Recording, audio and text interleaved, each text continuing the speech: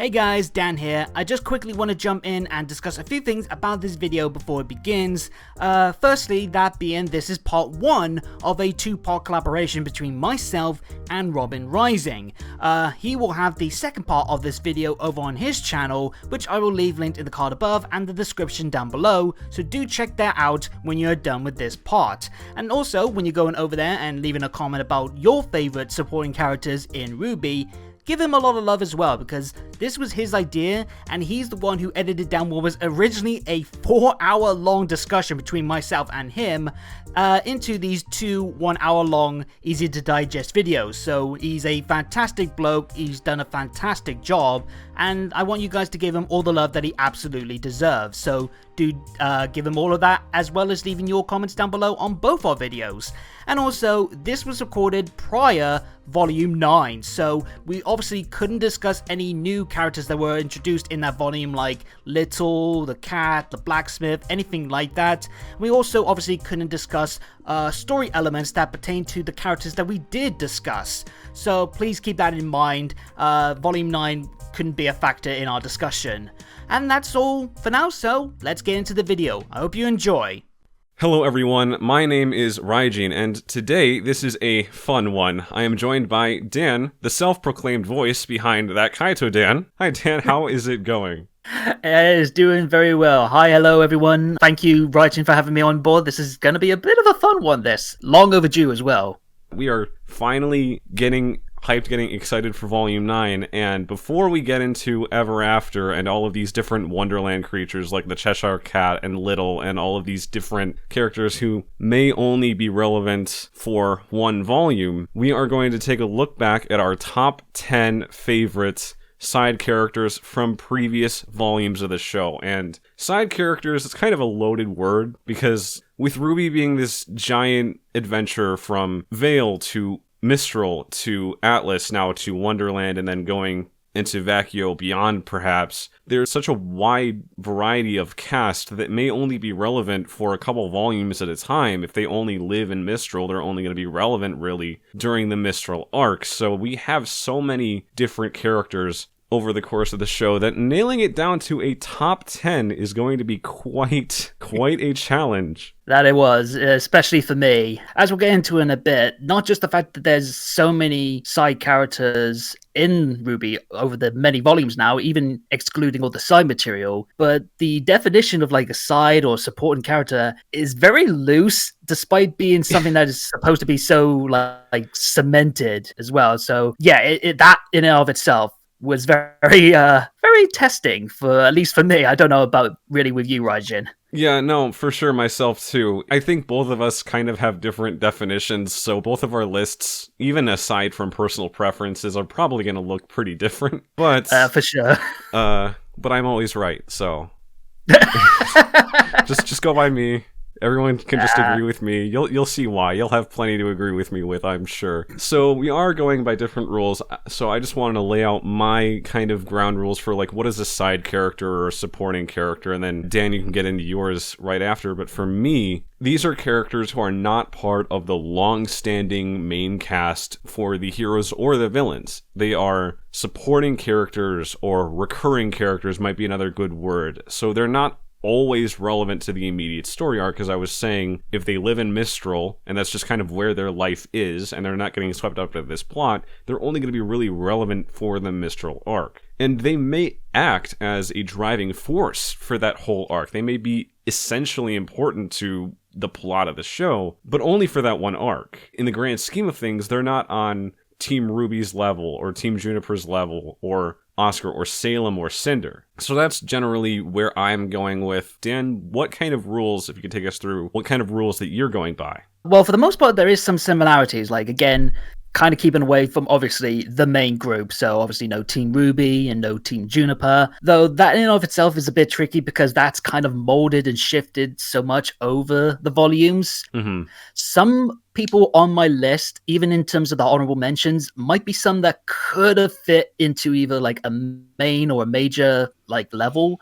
But in the same sort of vein is like I try to limit it down to people who may have driven the plot into some major elements, but aren't necessarily like the major cast throughout the entire span of RWBY, even if they are like a focal point for, say, side material or like this major arc relating to a main character. So it's a very adapting kind of rule set, but it's still in that same sense of like, okay, what is my definition of a supporting side character that is not someone that is in that main bubble? Right, and there is also going to be a hearty amount of personal bias on both of our sides. For Just sure, keep that in mind.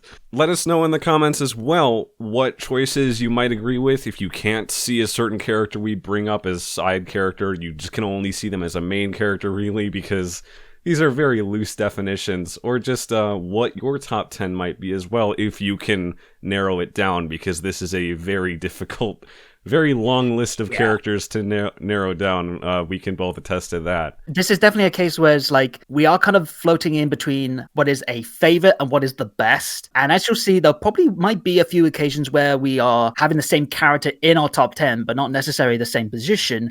And that could be very interesting, obviously, in the contrast element. So neither of us have seen the other's list, so this is going to be like a first-time listen as well. By all means, share your favorites in the comments down below compared to ours and Raijin's. And obviously, I'm going to have the best list altogether. Okay. I'm interested to see where we our points of similarity, because I do think we have somewhat similar of tastes. My top 10 is Maria Calavera. Ooh. Straight away, this is an interesting one because there's definitely going to be some parts I think we'll agree on, but position-wise, we'll have to see. Yeah, exactly. So first off, she's just plain fun to watch. Yes. She's had so much humor and levity over the course of volumes 6 through 8, while also being a great force of like grounding the narrative and sort of adding a level of gravitas to the story as well where needed too for some scenes. First off, I love her semblance. It's not only it's one that's caused some debate, but I can definitely agree with you there. Yeah, one, it's very powerful. It's very easy to see somebody like the Grim Reaper, who has this storied history of legendary status, being able to predict and completely counter movements in her fights before they even happen, which is used to a humorous edge in her fight against Neo in Volume 8, Chapter 5. the Yoda effect. Yeah. And I know that especially for Volume 8, the fights don't last too long, and when they do, they don't quite have the similar flair, but it just, I don't mind seeing Neo get bodied by an old woman. I don't. Nah, it's that rule of cool aspect, the fact that you're seeing this badass mute fighter who has already kicked so many butt, but then they're getting their butt kicked by someone who you, just on face value, you do not expect. Obviously, an old woman, a very small, diminutive, very fragile kind of looking character, and yet she's kicking so much butt, flipping all over the place. Again, showing off that kind of legendary status. At least with the semblance element, you can understand then why Maria is able to, like, be on equal level to an extent with Neo, where if it was not a factor of her character, it is a bit more distracting and something you would raise more eyebrows at. But that kind of just plays into such a strong element of Maria herself that she's more than meets the eye. And as I was saying as well, it would have been great to see her in Volume 5, which was, if you look into some commentaries that the crew has had, that was one of the original plans. But heading into Volume 6, where she has the talk on the flatbed with the kids and what strength is to her, where she basically insinuates that Yang is as strong as her already. Having this narrative overall with RWBY of the kids taking the lead, whether it's power of friendship or being the ones to stand up no matter how young you are, no matter what position you are in life compared to, or how much experience you have. Maria sees the value in what these kids are doing, and she's saying, like, you might look to me as like someone with legendary status, but I have my own issues, and you guys are on top of things that I am not on top of. Yeah, and through that brief flashback we had, we can understand both the fact that she was a legendary fighter, but limited by being a loner in the same extent, and also the circumstances of her injury and being hunted. You can understand then why she can say that Yang is already like maybe on her level, because she is benefiting from something that Maria herself lacked, and that's a testament to her characters. Like you get a lot of that charm out of her. She's definitely one of the more funny characters that we've had over the years, but at the same time you can understand the kind of raw tragicness to her that makes her such a strong mentor figure, especially in that volume 6. Mm-hmm. And so that is about all I have to say for my rank 10. What do you have for me, Dan? This one, I'm surprised with how high I put them, but at the same sense, I can understand it as well. My number 10 is Taiyang. All right. I was not expecting that. No. What do you got for me? Explain that. Well, Taiyang is someone who maybe you can understand in the sense of like, okay, he is absolutely the definition of a supporting character in terms of his relation to obviously his daughters, especially Yang through volumes 4, and even with RWBY, the small moments he had with her and the little bit of tension with Qrow. And that's the kind of element that I did like really about Taiyang from the surface level content, but it's like also in the understanding that this is someone who by himself has had a lot of wounds, a lot of drama, a lot of pain that has helped him become more earnest as a mentor. Obviously, we haven't had the chance to know about him during his better days, during the Stark stuff, which hopefully in the future we might. Right. But even without that understanding, you can just from all the talk we had about him being broken down in the past, to someone who just from the way he talked about Raven, you can feel the genuine admiration and affection he did have. Mm-hmm. And I just love that this is someone who is one of the most broken individuals in the past, but already by the time that he is needed most, you can understand where his past has helped him be that mentor figure for Yang when she's broken down, be the comforting moment of grounding for RWBY after everything she had just experienced and we just experienced back in Beacon. And that small bit of tension with Qrow, you can understand where there's a lot of deep-rooted pain. And again, he's just very earnest in that same way that just makes me really admire that, especially as someone who, not to say much, but has gone through my own scars in the past, and you try to rebuild and recover from that. And I just love that it's been able to translate into other characters, especially that, what was it, family from volume 4, that scene with Tai and Yang in the kitchen, and a very believable dynamic as well, where they're bantering with each other. There's some very low cutting jokes, but it feels so much like a family unit between those two, and it's so entertaining and charming in that sense. Right. And for me, so Taiyang, I don't know how I could really rank him personally. He is somebody who, like, we know he's Team Stark, but we don't ever see him or don't know much about him. Obviously, we see the fallout of Team Stark through everybody that we've met and from what we know about Summer, but as much as, like, we know he's Team Stark, we know he's had his dealings with Ozpin, we never understand how he is with Ozpin, like what is their relationship like, and we only see that a bit in Ice Queendom, actually, the anime. Yeah, that was another strong bit for me, where obviously, it's like we're finally seeing how he has this relationship with Ozpin, where you feel a sense of like, almost like he begrudgingly allows RWBY to join up with Yang. And just by the expression on the face, obviously different animation kind of explores that a bit better than the 3D models at the time. Also, I love Birdie's performances in both that and in the regular series. Yeah, Birdie's done a great job. Yeah, and that's the same sense. It's like, obviously we are missing a lot of the character, but the moments that we get with him have been so worthwhile as a supporting character. Like, without him and without knowing at least enough of the pain that he's gone through and how that can relate to Yang, it makes that moment of him mentoring Yang as a fighter and as a father, as someone who has gone through their own pains, feel genuine. And again, there's like the tender moments with RWBY, that small moment in the when RWBY sends out the message, and you just see that small period of time with Taiyang where that is the lift the moment that he needed, and then you see him so crushed at the end when Ruby's vanished. That's the kind of the strength of the character there. It's like we don't know everything about the guy, but we know enough to make us care about him, his dynamic with his daughters, and he feels so important, especially knowing how fractured the Xiaolong Branwen family is. Yeah, to where he's always been someone focused on family. He talks about, Yes. when he talks about Raven in Volume 4 towards the end, he says, she's what tore Team Stark apart. It also did a real number on our family, too. The best way I can describe Yang is like he's that foundation of a building that has been worn away by damage, chipped away.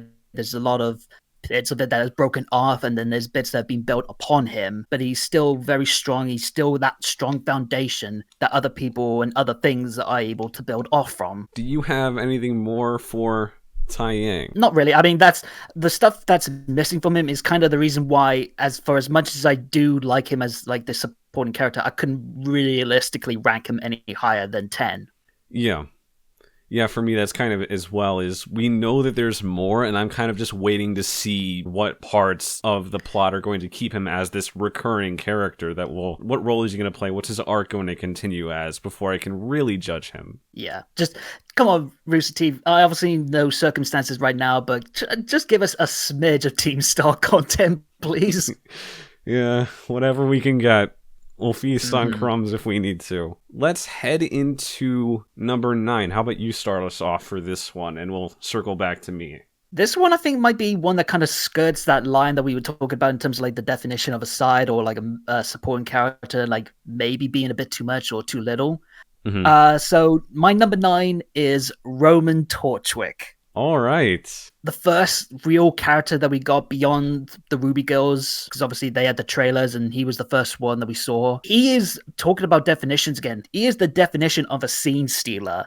Anytime he is on screen, he just draws in your attention, whether it's his snarky wit and just how much he likes to grit at anyone around him, both good and bad, friend, ally, or enemy. He's also got like this eye-catching design, obviously borrowed heavily from his inspiration, pretty much carbon copy. But again, it's just like he's someone you can't really turn away from, and that so much of that comes down to his charisma. Like, he is one of the most charismatic characters that we've ever had in the series, even when spinning off into RWBY Chibi, with him being more comedic there, or in Roman Holiday, where we got to see, or at least read about his past and find out where a lot of that bravado and pride comes from, where it has its own deep scars. But again, it's like the guy is the definition of someone that you want to tune in every single time he is on screen, even if it's only for a quip or him getting punched around by Little Red.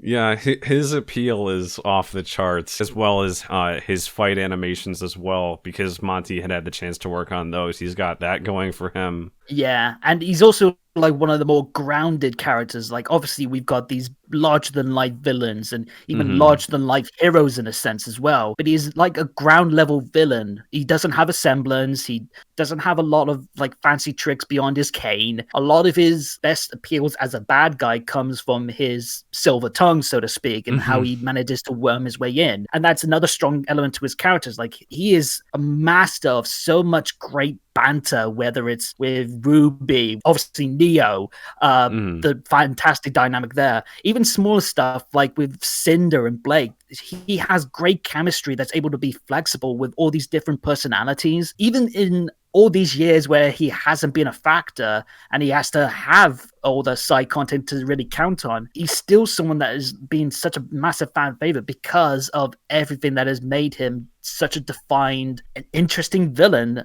compared to everything that we've got before now with like Cinder and obviously Salem. He was the first main antagonist of the show, I would say, or the first major antagonist. Yeah, because obviously we've evolved from him now into Cinder, then Salem. I equate him to a bit like the Draco Malfoy to the Voldemort, just where it's like obviously major in his moment, but compared to everything else, he is a supporting role in the villain's plans as well as being a supporting character to so many other characters. As fun as it was to have him stick around for 3 volumes, his final scene on top of the airship was not even, I don't necessarily even mean his death, but just how he treats and talks to RWBY in that scene was sort of befitting of Volume 3 of the world getting darker. Yeah. This calamity befalling beacon of the real world is cold, doesn't care about spirit. If you want to be a huntress, play your part and die like every other one in history. Yeah, like not to a lot of the other major moments in Volume 3, his death was a massive tone setter, and that kind of elevates his role as a supporting character. Like, even in death, it kind of shows this shift in tone. The villains aren't going to be as quirky or as colorful to an extent, aren't going to have all these more human grounded reasonings to their actions, or more selfish ones, like obviously just wanting to survive. Obviously there are some elements that are kind of like that, like with Cinder to an extent, but on a far grander scale and more dangerous and vicious. Whereas like Roman, you can see him get by with just living another day, pulling off another petty crime, and that's satisfying to him. Whereas obviously there's more at stake for everyone else. And again, fantastic chemistry, the dynamics that he has, especially with Neo, which helps sell her character as much as like himself. And without that kind of like entertaining aspect to the villain side, where a lot of the villainy was kind of in the background. Obviously we had Cinder's undermining, playing as a mole. Adam wasn't a factor really until Volume 3, and obviously Salem wasn't. So he had to carry a lot of the villainy, and he did so every single time he was on scene to aplomb. Yeah, for sure. For sure. If you have anything else? Nope, that's me tapped out on him. All right. I will get into my number 9 here. Sun Wukong. Ooh. Now, I think this could be a bit contentious. As in, for being a main character or for being low? Well, we'll see. We'll see. I'll leave you to explain your reasonings. Okay, so I love Sun. I love everything about Blake's Mistral arc, or for her, I guess it's the Menagerie arc. Mm-hmm. He's somebody who's a bit more contentious in the community. Not even just for, like, shipping reasons, because especially back during Volume 4 in the Mistral arc, there's this whole Black Sun versus Bumblebee debacle, but for sure. He's a lot of people, I think, misunderstood his character for the Mistral or Menagerie arc. Him following Blake, for what reason? The thing is, he was not chasing tail, pun very intended, in Volume 4. He never... I thought that was my criteria. He never was. He never. That's not the immediate. The first scene where they have where they're like really getting the chance to talk in Volume 4 on the boat. It's dark. It's night. The first thing Blake asks, or Blake says, "You've been following me." The first thing he says is, "Well, I saw you run off." And that is him immediately saying, I followed you because I'm expressing worry for you being on your own, being by yourself after this calamity, knowing how she's been in Volume 2, how she was getting so worked up over the things that eventually led into the fall of Beacon, and now he's taken it upon himself to go off, stow away on another boat, and follow her. Quite drastic measures, but welcomed at the same time. And Volume 4 kind of had odd pacing, both in general and with Blake's arc specifically. I don't know how many of you remember this. There were 6 different narrative arcs in Volume 4. It was a lot.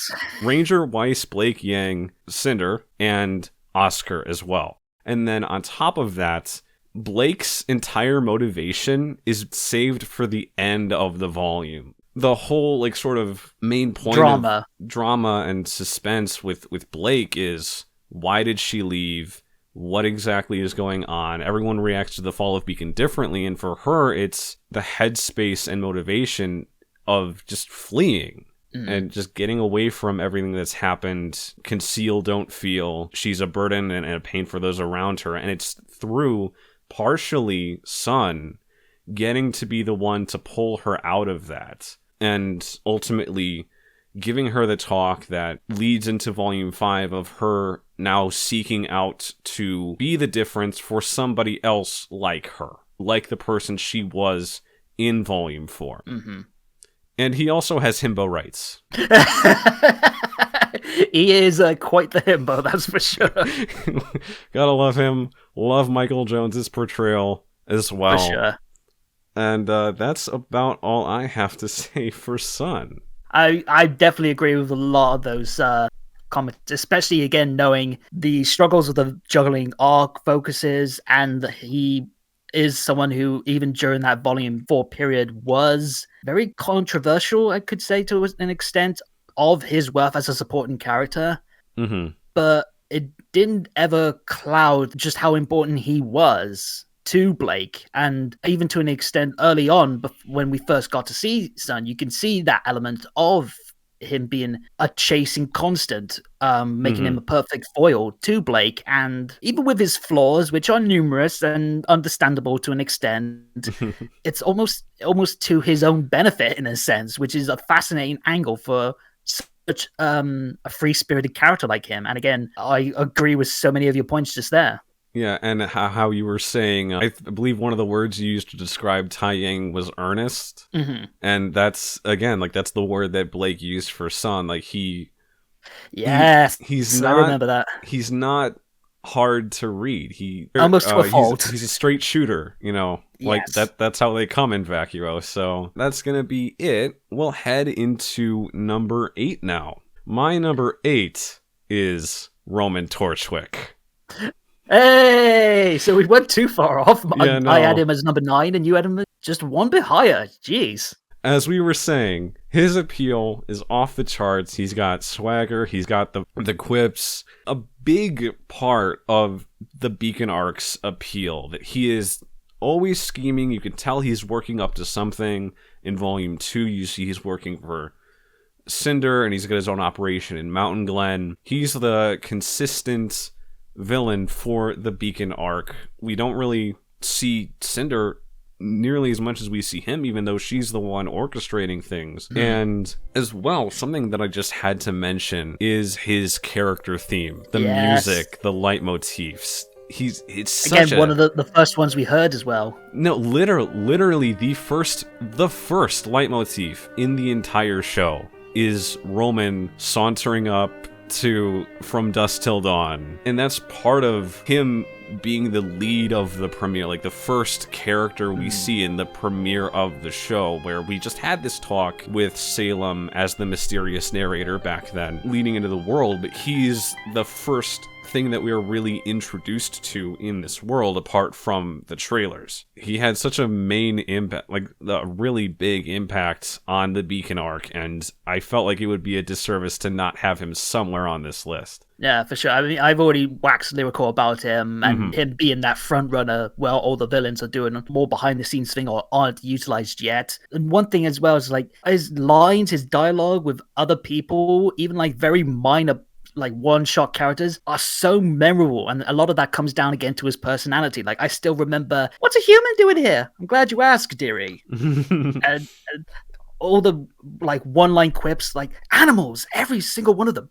Not you though. You're you. Yeah, maybe a little discriminatory. He's got some microaggressions that he needs to iron out. He's still a bad guy. He's not the best person. He's definitely more darker than Gray.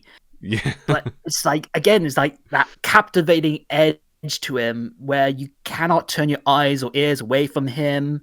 And again, it's so memorable, the carrying that entire arc, really. It's so fascinating. And again, even with his death, he's missed, but it made such a fantastic impact. So I don't want to rehash too many points. We've already talked about Roman from both of our perspectives here. So let's get into your number 8. Well, that's interesting because we might already be rehashing some points, because my number 8 is Maria. Let's go. Again, it's in that same vein that we were talking about before, like iconic, legendary, is like the banter from her as well. She's obviously like one of the strongest examples of a mentor figure in the series, not just obviously with RWBY, like the small quips we mentioned before about with Yang. She's such an entertaining character. The small moments that she has are just as memorable and worthwhile as those big moments. We're talking about Silver Eyes and how the wounds that she's dealt with can also be beneficial to the mentors ahead. Like in the world of like mentors, she's definitely in the same vein as like Uncle Iroh from Avatar, where half the charm is the entertaining quips and the quirks, but then there's also that heart to them where you do feel the genuine weight of everything that she's saying, right, beyond all the funny. When you do have those moments coming from a character who has most of their appeal on the comedic side, once they do get serious, you feel it all the more. Yeah, like that serious nature. Okay, no more messing around. This is something I'm genuinely trying to help you with. That's the strongest element of a supporting character. It's like they are trying to elevate those around you, and even with those small comedic jokes do have some levity to them and usefulness. Like the fact that she's commenting on like how rough and tumble, or like how on edge everyone was after the stuff with Jin. Back and forth she had a lot with Yang, really, in that period. It's like that kind of like cements of like promoting, okay, the team is on edge right now, things aren't looking good, and the only source of like stability is this random stranger that these guys have picked up who is already slotting perfectly with Yang, with Qrow, especially like Qrow. Great stuff between those two. Mm-hmm. And even just like by herself, fantastic design, both in like her diminutive side and the flashback. That fight with Talk is still iconic for so many reasons. Right, exactly. Also, Pietro, we haven't mentioned anything on like her dynamic with Pietro. It's like good stuff there, and just makes it all the sadder that those two were benched for so long. And a lot of that comes because of us being so used to Maria after only one volume, really. Yeah, she offered so much for Volume 6, and you do feel the need for more of her in Atlas, and I feel like that might be why she's on the lower end of this list, but to me... Yeah, that is the reason for me, especially. And I also got a lot of respect for her voice actress, Melissa Sternberg, especially that scream against Talk, and her being pregnant at the times. Oh my god, much love and respect to her for that. And again, the fact that she's able to be that quirky and like colorful, but she also carries that same heart into her dialogue. A lot of that comes down from Melissa. There's just so much about Maria that it's amazing that she just randomly dropped it. Like none of us really expected a character like her, even with obviously learning later on that she was apparently going to be in Volume 5. It's such a surprising gift that we were so sad to not get another in the next volume. Exactly. As well for me, it's just because we haven't talked about this either. Her scene in Volume 6, Chapter 7, her flashback, to me, that is like the pinnacle of what the early color trailers for the show were before Volume 1. Like that, it fits right into that style of thing where we don't know anything about this character yet, but here's what they can really do in battle. Here's everything that we can get out of her twin scythes that she uses as a walking cane nowadays. And just having the moment on the bridge with this massive scale with the Nevermore leading into the Talk fight where she's almost at her end and coming back from that. And that also speaks to her ability to persevere and try and pick up through those dark times when even being blinded, she still fought on, which kind of translate later on with her being such a strong mentor figure. It's like she is someone who has had to persevere, deal with so much strife and pain. She's been taught by so many other people and now trying to translate and like bring that over to the next generation. All right, and now for our rank number 7s, Dan is going first. This is probably one of the biggest contentions ones in terms of the criteria again. All right. Number 7 is Qrow. That's what I thought you were going to go with this. We talked a little bit about this. Yes, this is someone who, Bob, maybe one other example, is one of those ones where you could very much make the case of them being a main character or a major character, because obviously they are related to the main characters of RWBY and Yang. They have been in that main bubble of the heroes. They have been such a constant for several volumes now, and I've had major moments for so long, but at the same time, it's like I'm still seeing them as a major, at most, supporting character, because they are, a lot of their content, even though it's big, does kind of go behind the scenes, or it's like it's going on alongside everything else. Right. Obviously, he, just on the surface level, again, another colorful, charismatic character, such a badass, like that debut introduction fighting with Winter is still memorable. And it's such a fantastic way to introduce a very flawed, a very troubled character for many reasons, which kind of makes you drawn into him as well. Starting off with this one aspect of him on the drunk side, and then taking that and then making the alcoholism a more serious topic, coming at it from a different very tone. A human element to his character. Mm-hmm. And he's also someone that, even before that, has been kind of utilized as a supporting figure, because obviously we first really heard about him through RWBY, like being the mentor figure for her, like a dusty old Qrow, and the flashback mentioned with Yang to Blake in Volume 2. So he already had like this presence and like a status of like intrigue within the community then. So obviously when we first see him and he's this drunkard, very much a very wounded individual just by like looking at him. And then as the volumes went on, where we got to see almost that facade of him being like the cool, suave, legendary huntsman, and seeing the man behind that just so like entertaining, captivating. And then everything that he's kind of done again in the background, he was the far off watcher of Team Ranger in volume 4 and obviously moved into that circle as things went on, being the mentor figure that introduced the actual major threat. Like he's our source of learning about the gods and like actual teaching Team Ranger about their actual threat, Salem, and the angles that came from that, like his rough start with Jean and a little bit of respect earned by the end of it, and obviously him being a badass with Tyrian there.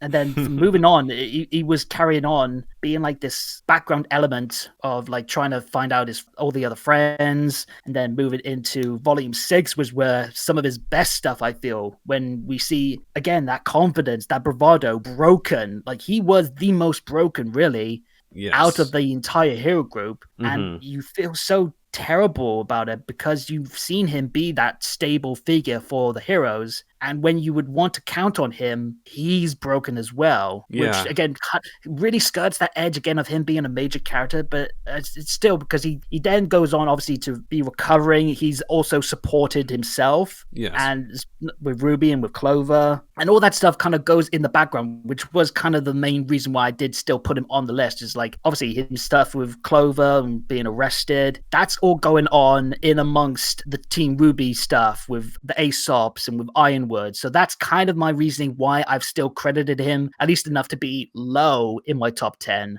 But in terms of like iconic, fragile characters of being supported for everyone else, he stands out. Right, and to me, and as much as, and I will say this, you will not see him on my list. And no, I figured as much.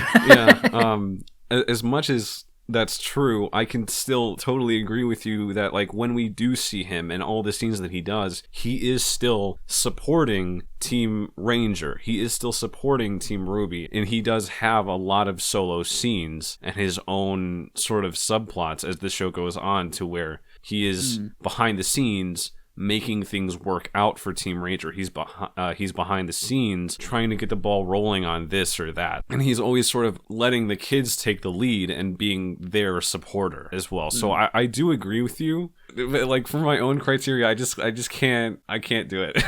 I will admit, actually, when I was making my list, I got down to a 9, and then there was someone I dropped out, and he was a late entry. So he's someone that maybe down the line I would disqualify in a sense, but I still can't overlook just like his impacts on the characters around him. Obviously, one thing that I forgot to mention as well, his dynamic with Raven, and how that kind of pushes Raven back into the scene a bit more. Obviously, that fantastic scene at the bar. I love that scene so much. Again, fantastic dynamic there, well directed, and fantastic acting there as well. That helps kind of show the, again, scars, like deep scars between these two. And that's something that is like now thrusted upon us thanks to the charismatic charm between him and Raven, and obviously understanding, again, limited on what we know about Team Stark, but it's enough because of what these guys are delivering in that moment. And even when there's still some flaws to that angle, especially when the Battle of Haven is going on, we don't really get the best out of that, I feel, that we could have. Right. But it's still enough where you can at least understand the emotions there because of that. And I still love, one of my favorite Qrow moments is him looking for the other huntsman in Haven. And that one moment in the bar with the guy that was played by Lanny Batur,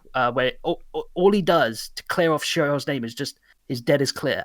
And just the way that that's delivered, the expression work on both him and the barkeep, you feel every single tragedy in that, and you feel sadness for this guy who has already, by that point, clearly gone through a lot. Right. And yet the fact that he's able to carry that as just another scar they don't have to keep moving forward. He is someone who has carried that belief, probably the strongest out of a lot of characters, really. Keep moving forward. And then when he is broken, it feels that more impactful.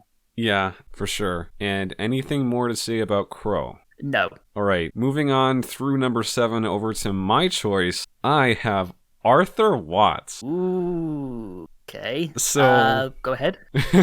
you're looking at your list, I can tell. I don't need to know. We had a little bit of discussion beforehand about like where the line is for supporting versus like main, and as much as Arthur is a main antagonist for Volume 7 and has a lot of great moments in Volume 8 as well, we only learn of him in Volume 4 and he's gone the next narrative arc. And to me, like, even though he's on the villain's side, even though he's the one who's generating the conflict and driving the difficulty level up for the heroes, he's had his time, and I can't necessarily call him this long-standing main character. No, understandably, yeah. I can't overstate how much Volume 7 holds up, or even it's gotten a lot better over time too. And a lot of that is Arthur Watts. He has great scenes with Cinder throughout the whole show. Volume 4 and Volume 8, he's offered a lot for Cinder. The first time, we are introduced to this man with him talking down to her. Keep your posse in check. And he's talking about everything that Cinder did at Beacon as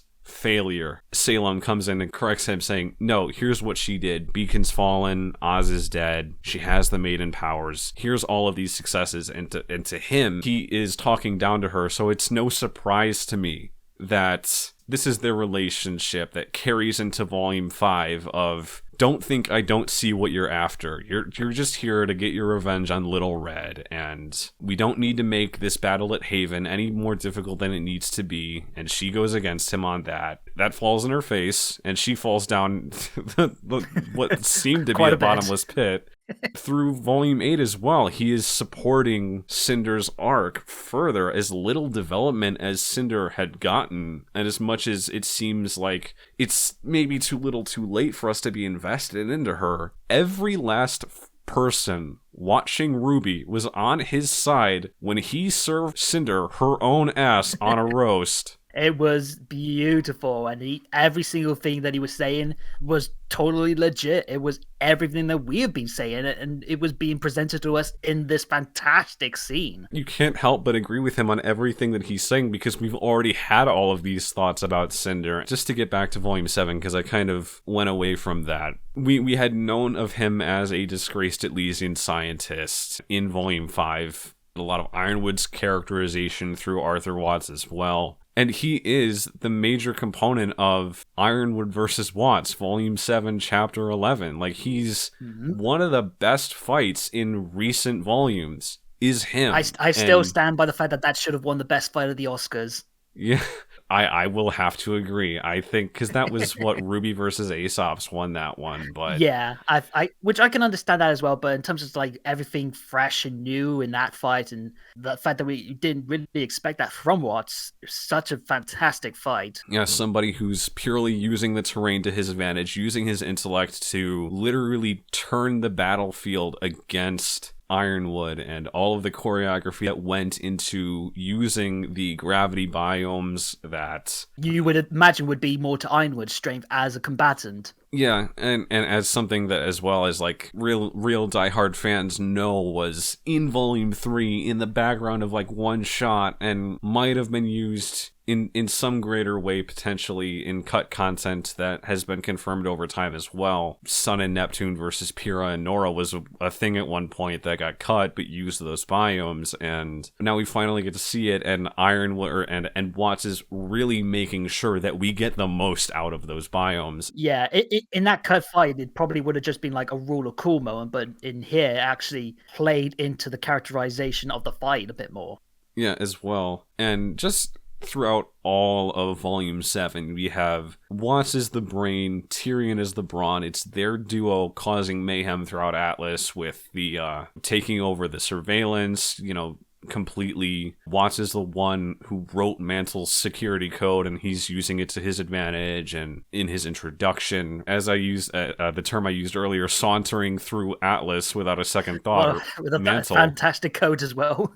Yeah, with his code, complete disregard of all of the traffic, because he knows that they're going to crash before they can reach him, and setting up the rally. And even when Ironwood thought he won the fight, Watts was still there, still setting up for Ironwood to have his moment with Salem as well, that the real battle was only just beginning. And that kind of goes back to that scene with Cinder where he feels at least confident enough, even if it is going to lead to his death, that he can say this stuff about Cinder because it's true, and he still thinks that he is the smartest one in that moment, and it actually does come to his benefit, at least for the moment. But that kind of speaks to just how strong his confidence was, and that kind of carries into how he interacts with those around him, like Cinder and Ironwood, and even to a smaller extent with Lionheart in Volume 5. Right. That is about all I have to say for Arthur Watts, and you've had your number 7 as well, correct, with Qrow? I will admit, Watts is not in my top 10. Mm. He's kind of like my version of you with Qrow, where I couldn't really not so much in the sense of Qrow was more of a main character, so I couldn't really include him on this list. For me, Watts didn't really have as much as everyone else really to put above them. Out of the 3 between him, Tyrian, and Hazel, he's third in that bubble for me. For as little as we got really with him, he was able to make so much out of it, and some of that comes down again to the performance from Chris Sabat. Now that we've gotten through number 7, I'll start with number 6. My number 6 is Tyrian Kalos. Okay, now I'm seeing how things are going.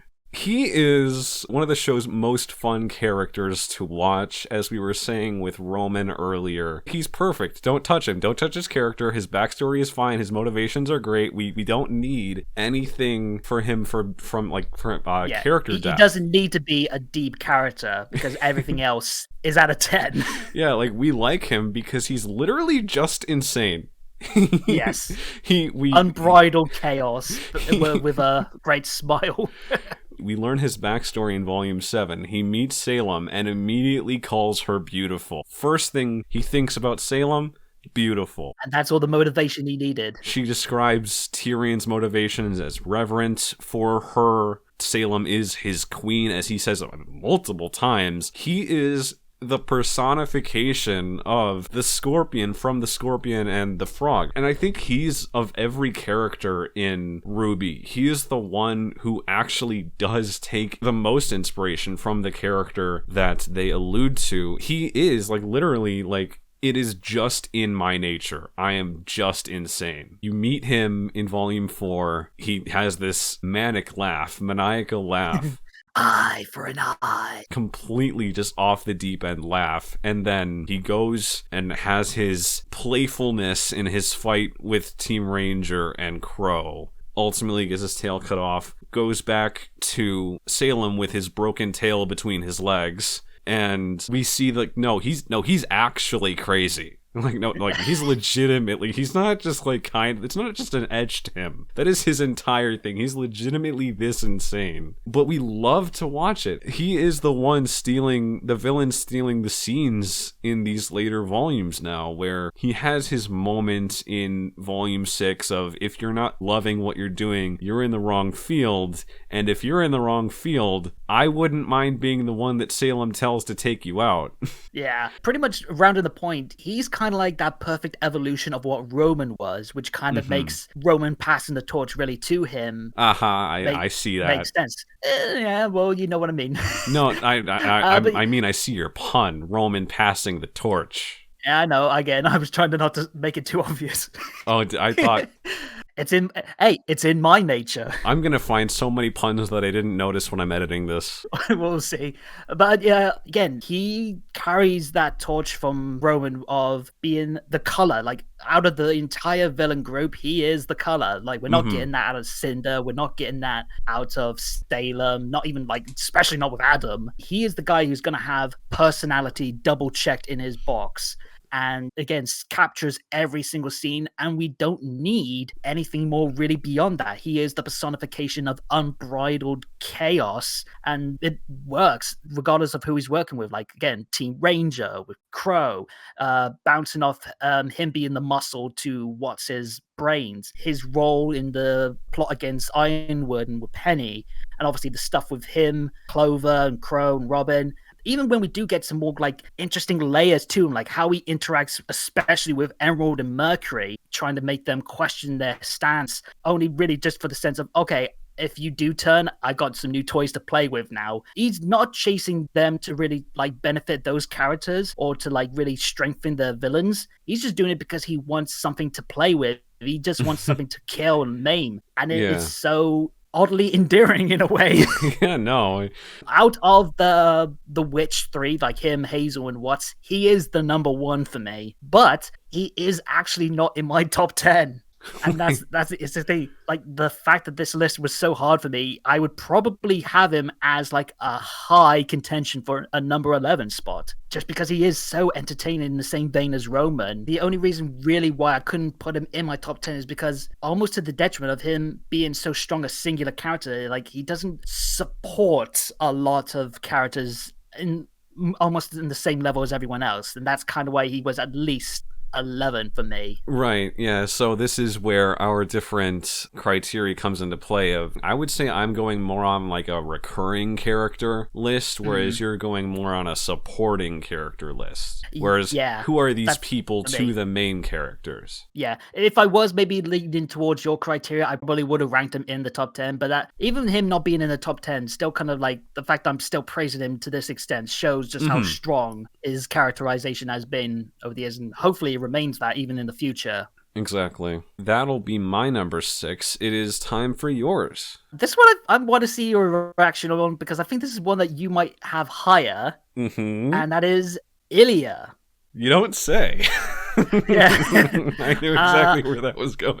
Yeah, because I think, not to spoil much for your list, but I'm sure that Ilia might be higher. And again, it was tough. This was one that I did do a lot of rotation on for her positioning. Really, the only justification I can have for her not being higher is because she hasn't had as much volumes, I would say, or as much material. But for the stuff that we got from her, she is a fantastic, like, foil character. As we're talking, like, different, like, for Blake, and even, like, to some extent with Sun as well, and Adam as well, in some extent. It kind of fits that she's a chameleon because she's able to like change herself to these different angles where you can understand her being this rebel, a personification of what Blake could have been if she remained in the White Fang. Obviously, there's a strong element of their dynamic there. And also her being like more driven by raw emotion versus Sun, who is more driven by a free spirit, which makes their dynamic great. And obviously, like, her being so unfortunately corruptible by Adam, by the Albanes, even to like a light extent with as little as we get from Gira and Sienna. Like, she's clearly someone who is clinging on to a lot of ideals to find her own way, and that kind of goes back into her being a very great use of a chameleon character, where she's able to adapt and change a lot of the case for her sake rather than those around her, but because she's able to adapt and be this flexible, like very emotional driven character that just makes her so complex. Like, she is that kind of like ticking time bomb element that Blake's arc definitely needed in moving into Volume 5 after Volume 4 was pretty much like we were discussing earlier, like Volume 4 was touching base on Blake without giving her like an actual like a narrative drive. Right. Volume 5 was that, and a lot of that obviously comes down through Ilia being this reflection of everything that Blake could have been, everything that more people could be like if Blake doesn't get back into action, which is a great motivating factor, like someone that we can understand the reasons why Ilia is still remaining with the White Fang through all the its like very toxic elements. That short that we got from mostly focused on Ilia was a lot of fun. I love that you can kind of get everything about Ilia from that short, where there's this one scene where you get this brief screen cap of Ilia with this like very innocent face looking up at Blake, and you can just see the kind of the fragile, like the very genuine human side that is clouded in later events, obviously by her being this spy and being forced against Blake, who obviously we learn later on she has very deep feelings for. And the fact that we can get that kind of like understandable of like the human nature to her, and also to see like a very genuine rage in her, like we can understand why she's frustrated with those around her, with Blake, with Sun, and even to some extent frustrated with herself. And it's so fascinating in that extent. We've talked a lot, especially on my end, of supporting characters, or like how each of these guys have elevated those around them. Ilia is one of the strongest examples in this series of someone who is a supporting character that is affected by themselves, by everything around them. So she's like the focal point rather than being the driving force for other focal points. Right.